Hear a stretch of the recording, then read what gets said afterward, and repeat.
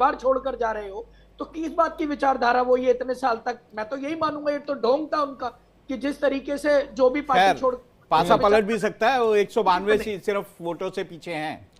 मेरी शुभकामनाएं उनके साथ है अगर पासा पलटता है तो। जी। अगर हाँ, एक ब्रेकिंग न्यूज आ रही है, उसका रुख करते हैं, उसके बाद चलेंगे न्यूज रूम। इलेक्शन कमीशन की वेबसाइट पर डेटा जानने के लिए 2800 वोट से पीछे चल रही हैं आतिशी। हालांकि बहुत बड़ा मार्जिन नहीं है, लेकिन फिर भी एक मार्जिन है 3000 वोट का। अभी कई राउंड्स की गिनती बाकी है। अवध ओझा बहुत पिछड़ गए हैं, 11000 से ज्यादा वोट से पिछड़ गए हैं। क्या अवध ओझा चुनाव भी निकाल पाएंगे पटपड़गंज सीट से? यानी कि इस बार मनीष सिसोदिया अगर इस सीट से आते तो फिर अब ये कह नहीं सकते, डॉट, लेकिन डॉट, डॉट। मनीष सिसोदिया अपनी सीट जो है जंगपुरा, जिससे वो लड़ रहे हैं, पटपगंज से वो लड़ा करते थे, लेकिन इस वक्त जो जंगपुरा से लड़ रहे हैं वहां से वो आगे चल रहे थे। अभी लेटेस्ट देखना पड़ेगा कि वो आगे चल रहे हैं कि नहीं चल रहे हैं। प्रोपेगेंडा में मैं एक आपको इनपुट दे दूं, अगर आप लोगों को ध्यान हो तो पिछले परिणाम के वक्त कई राउंड्स में मनीष सिसोदिया पीछे चले थे, ट्रेल हुए थे, फिर लास्ट मोमेंट में जाके वही 3 से 4000 के बीच में जो उन्होंने अभी भी जो मनीष सिसोदिया है 3700 नहीं, अभी तो सीट की से बदली है, वोटों से जो तो है वो सीट- आगे चल रहे हैं। सीट बदलने का जो उनका जो प्राइमा फिसाई जो ऑब्जेक्टिव था वही था कि पड़पगंज उनको लग रहा था कि इस बार जो एंटी टफ इनकम्बेंसी होने को वाला है। वो करना, साइड करना हाँ। उस सीट से। ठीक है, मैं न्यूज रूम का रुख कर रहा हूं। अजय शुक्ला जी हमारे साथ जुड़ गए हैं, वरिष्ठ पत्रकार। शुक्ला जी, स्वागत है आपका। और मैं आपका रिएक्शन लूं कि आप इस अभी तक के टैली को कैसे देख रहे हैं। इससे पहले इलेक्शन कमीशन अभी तक काउंटिंग को लेकर ऑफिशियल रिपोर्ट क्या दे रहा है, ये जानने के लिए चलते हैं हमारी सहयोगी तमन्ना के पास। तमन्ना, दिखाइए इलेक्शन कमीशन का वेबसाइट क्या दिखा रहा है। धन्यवाद विवेक। और इलेक्शन कमीशन कहता है कि अब कांटे की टक्कर जो बोल रहे थे हम, वो रुझान बता रहे हैं कि अब एक तरफा होता हुआ दिखाई दे रहा है। बीजेपी 41 सीटों से लीड करती हुई नजर आ रही है, आम आदमी पार्टी 29 सीटों से आगे चल रही है। यानी कि यहाँ पर कांग्रेस के लिए बुरी खबर है, खाता इस बार भी नहीं खोल पाई है। 2015, 2020 और अगर 2025 में भी खाता नहीं खुलता है तो राहुल गांधी और प्रियंका गांधी के लिए ये सच में बहुत बुरी खबर होगी, बड़ी खबर होगी। लेकिन भारतीय जनता पार्टी 41 सीटों से लीड कर रही है, आम आदमी पार्टी 29 सीटों से लीड कर रही है। अब जिन सीटों की आप बात कर रहे थे, अभी अभी थोड़ी देर पहले आप कालका जी सीट की बात कर रहे थे, जरा चलिए वहां पर अपने दर्शकों को लेकर चलते हैं और कुछ वीआईपी सीट से उनको रूबरू कराते हैं। जंगपुरा सीट ही ले लेते हैं। देखिए, जंगपुरा सीट के अगर रुझान की मैं बात करूं, अभी फिलहाल यहाँ पर तमाम चीजें जो है नजर नहीं आ रही है। चलिए जंगपुरा मैं बता देता हूँ आपको। जंगपुरा में लगभग मनीष सिसोदिया जो है 3700 वोट से आगे चल रहे हैं। बाकी आप बताएं।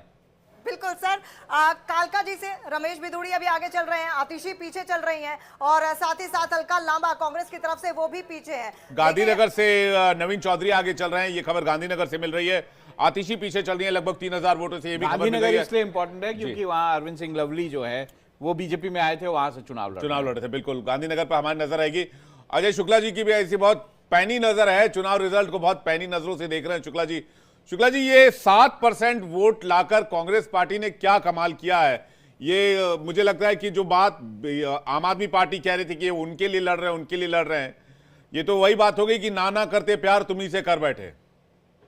देखिए, कल शाम 7 बजे वाली चर्चा में मैं भी था और ममता भी उसमें थी, और मैंने वहीं पर कहा था कि असल में कांग्रेस अब इस बात को समझ के लड़ रही है कि उसे आम आदमी पार्टी को वहां से खत्म करना है दिल्ली से, और उसका लाभ पूरी तरीके से भारतीय जनता पार्टी को मिलेगा। और मैंने बताया था क्यों अरविंद केजरीवाल से जनता नाराज है और उसका उसे नुकसान होगा। और जिस तरह के रिजल्ट आज आ रहे हैं, कमोबेश इसी तरह की हमारी बात हुई थी। हालांकि मैंने कोई नंबर नहीं बताया था किसी का, लेकिन मैंने यही बात कही थी कि कांग्रेस पार्टी करीब 10% के वोट के आसपास मेरे अंदाज से पहुंचे। पर ऐसा नहीं लगता। देखिए, मैं जहां तक देख पा रहा हूं, अभी जो वोट परसेंटेज है बीजेपी और आम आदमी पार्टी के बीच में 3% का ही अंतर है। वैसे चुनाव इसी में पलटता है, लेकिन अगर जनता मान ले कि आपको हराना है तो वो बहुत डिफरेंस आता है फिर। राहुल भाई, मैं यही कह रहा हूं कि आप इसको देखिए, ये परिवर्तन इसलिए महत्वपूर्ण है।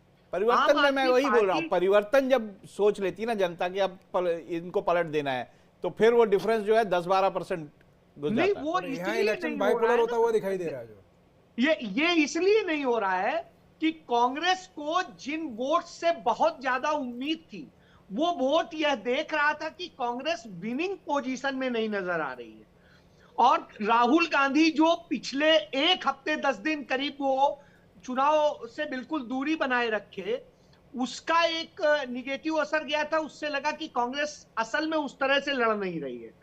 तीसरी चीज, देर से कांग्रेस ने शुरू किया। ये 3-4 कारण थे जिस कारण से कांग्रेस वो इंक्रीज नहीं करी, नहीं तो शायद ये अंतर और बड़ा होता।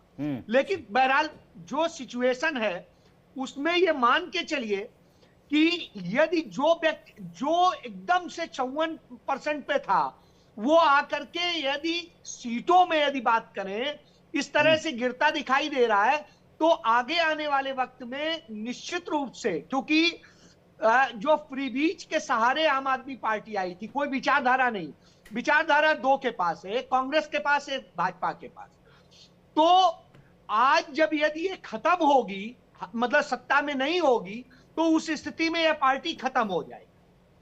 तो यह एक बहुत निर्णायक चीज है कि पार्टी को और इस पार्टी के खत्म होने का आने वाले वक्त में लाभ कांग्रेस पार्टी को ही मिलेगा, क्योंकि आपके पास जो वोटर है वो कांग्रेस का है। जी, आपको कुशाग्र सक्सेना जवाब देना चाह रहे हैं, उनके पास चलेंगे, लेकिन एक जल्दी से मिल्कीपुर का हालचाल जान लेते हैं। मिल्कीपुर भी नाक और साख की लड़ाई थी। दोनों इसलिए कह रहा हूं क्योंकि मिल्कीपुर अयोध्या जो लोकसभा कॉन्स्टिट्यूंसी वहां पर आती है, और मिल्कीपुर की सीट पर फिलहाल 41,752 वोटों के साथ चंद्रभानु पासवान लीड कर रहे हैं। 22,152 वोटों का लीड है उनके पास। अजीत प्रसाद के पास फिलहाल 19,600 वोट हैं, जो कि 22,152 वोट से पीछे चल रहे हैं। और बड़ी इंटरेस्टिंग तस्वीर नई दिल्ली से भी है। अरविंद केजरीवाल एक बार फिर से पीछे हो गए हैं। 70 सीटों पर जो रुझान आया उसमें बीजेपी को बढ़त है, बीजेपी क्लियर मेजॉरिटी में है। 43 सीटों पर बीजेपी को बढ़त है। और आपको यह भी बता दें कि एक बार फिर से अरविंद केजरीवाल पीछे हुए हैं नई दिल्ली विधानसभा से, और अरविंद केजरीवाल को पीछे छोड़ा है प्रवेश वर्मा ने। तो यहां पर बहुत क्लोज कॉन्टेस्ट चल रहा है। नई दिल्ली में क्या फैसला होगा, मुझे लगता है ये मार्जिन कहीं 200-300 का ही ना रह जाए रिजल्ट आते आते तक में। बहुत ही क्लोज है। देखिए, एक तो प्रवेश वर्मा जो है स्ट्रॉन्ग कैंडिडेट हैं, साहिब सिंह वर्मा के बेटे हैं, उनके प्रति रुझान दिल्ली में हमेशा से रहेगा, क्योंकि साहिब सिंह वर्मा जो हैं दिल्ली के मुख्यमंत्री रह चुके हैं। दूसरी ओर अरविंद केजरीवाल जो हैं, मुझे लगता है कि इस बार उनको मुश्किलें शुरू से ही लग रही थी, क्योंकि ये माना जा रहा था कि अरविंद केजरीवाल के लिए ये मुश्किलें इसलिए भी हैं क्योंकि जिस तरह के आरोप उनके ऊपर लगे थे, अरविंद केजरीवाल जिस तरह से खुद कॉन्फिडेंट नजर नहीं आ रहे थे न्यू दिल्ली सीट में। वो काफी बार न्यू दिल्ली सीट में आपको दिखाई दिए कि वो लगातार कैंपेन कर रहे हैं, वो लगातार वहां पे बने हुए हैं। तो ये कारण भी था कि ऐसा लग रहा था कि नई दिल्ली सीट जो है मुश्किल में रहेगी। कुशाग्र कुछ कहना चाह रहे हैं, कुशाग्र सक्सेना कुछ कहना चाह रहे थे। कुशाग्र, मैं बस यही बोलना चाहूंगा, अजय जी की बात से मैं पूरी तरीके से सहमत हूं कि जिसकी विचारधारा नहीं होती उसको राजनीति में रहने का कोई अधिकार नहीं होता। ठीक है, आरएसएस की एक विचारधारा है, बीजेपी की एक विचारधारा है, हम उससे ताल्लुकात नहीं रखते, हमारा और उनका एक वैचारिक मतभेद है और जो रहेगा, मगर कम से कम आरएसएस की एक विचारधारा है, भाजपा की एक विचारधारा है। केजरीवाल की और आम आदमी पार्टी का आज ये घमंड और अहंकार का ही नतीजा है जो बीजेपी आज 27 साल बाद इतनी लीड लेती हुई दिख रही है। वरना कांग्रेस पार्टी ने 15 साल से कई टाइम से बीजेपी का किले को उसको रोक के रखा था और दिल्ली में जमीनी स्तर पर काम करने ठीक है। रमेश बिधूड़ी कुछ कह रहे हैं, उनको सुन लेते एक बार, फिर लौटते हैं डिबेट में। रमेश बिधूड़ी को सुनते हैं। उसके बावजूद भी 3,000 की जो बढ़त है, तो मैं उसको ये मानता नहीं कि अभी भी पूरी तरह से नकारा है। आने वाले जो और पोलिंग बूथ खुलेंगे उसमें लोगों का क्या रुझान रहता है, लेकिन दिल्ली के अंदर जो अव्यवस्था 10 साल में देखी है लोगों ने, पॉल्यूशन को लेकर, पीने के पानी की समस्या को लेकर, इन सब चीजों को देखते हुए तो सफाया आम आदमी पार्टी का होना चाहिए था। मैं नहीं मानता कि दिल्ली के लोगों ने उनको लाइक किया है, लेकिन फिर भी उसके बावजूद डायरेक्ट कॉन्टेस्ट में कांग्रेस मुझे लगता है बिल्कुल 1000 पे सिमट कर रह रही है। कांग्रेस आगे बढ़ नहीं रही है, कांग्रेस को बुरी तरह से नकार दिया। नफरत है कांग्रेस से लोगों को, तो कांग्रेस की नफरत के कारण केजरीवाल को कहीं ना कहीं कुछ लाभ मिल रहा है। अच्छा, बीजेपी की गोविंदपुरी इलाका है, कालका जी मेन इलाका है, क्या लग रहा है सर अभी काउंटिंग हो रही है? काउंटिंग हो रही है, गोविंदपुरी में भी मिला जुला से ही असर रहने वाला होगा, लेकिन गोविंदपुरी के लोग खून के आंसू रोए हैं पिछले 3.5-4 साल। तो मुझे लगता है गोविंदपुरी के लोग पूर्ण रूप से नकारेंगे आतिशी जी को और इसलिए और ये लीड और आगे बढ़ेगी। बीजेपी के पक्ष में जिस तरह से नतीजे जा रहे हैं उससे संतुष्ट हैं आप, या अभी लगता है अभी सीटें भी और बढ़ेंगी बीजेपी की भी? बीजेपी की सीट मेरे हिसाब से 50 तक पहुंचनी चाहिए थी। जो मेरा जनरल दिल्ली की सीटों को लेकर, दिल्ली की भौगोलिक स्थिति को लेकर, लोगों को लेकर, दिल्ली में 35 साल मुझे काम करते हो गए, मैं ये मान के चल रहा था कि 40 से 50 की सीट बीजेपी की आनी चाहिए। जो हालात दिल्ली के डेमोग्राफी से, दिल्ली के उससे लग रहा था, लेकिन उसके बावजूद भी आम आदमी पार्टी को वोट पड़ी है। वो इसीलिए मैं समझूंगा कि कहीं ना कहीं कांग्रेस के लोगों ने अभी भी कहीं ना कहीं मोदी के प्रति नफरत है उन लोगों में, और मोदी जी के प्रति, कि कांग्रेस के लोगों ने उसको नकारना चाहिए था, तो केजरीवाल को नकारा नहीं कांग्रेस के लोगों ने, मुझे लगता है। जीत तो आपकी नजर आ रही है बिधूड़ी साहब सामने वाली मार्जिन से, आप संतुष्ट नहीं? क्या हम जीत दिल्ली के अगले मुख्यमंत्री से बात कर रहे हैं? जीत हम लोगों की सेवा करने के लिए काम करते हैं। अभी भी वोट मांगा था, 3 बार मैं एमएलए रहा हूँ, 2 बार मुझे सांसद मेरी पार्टी ने बनाया है, तो मुझे कोई मिनिस्टर और मुख्यमंत्री की भूख नहीं। हम सेवा करने के लिए राजनीति में हैं।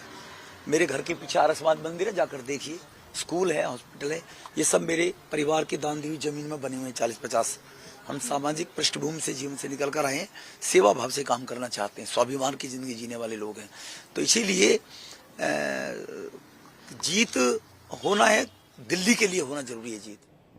अमतुल्लाह, तो ये आपको बता दें इस वक्त की बड़ी खबर जो आ रही है वो अरविंद केजरीवाल अपनी सीट पर एक बार फिर से पिछड़े हैं और अमानतुल्लाह खान ने 8,725 वोटों की लीड ले ली है।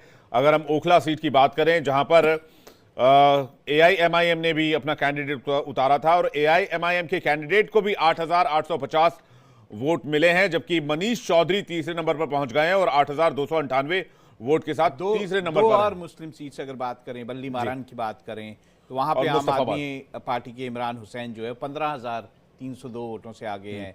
अगर मैं बाबरपुर की बात करूं, गोपाल राय जो है आम आदमी पार्टी के, वो 20,750 वोटों से आगे हैं।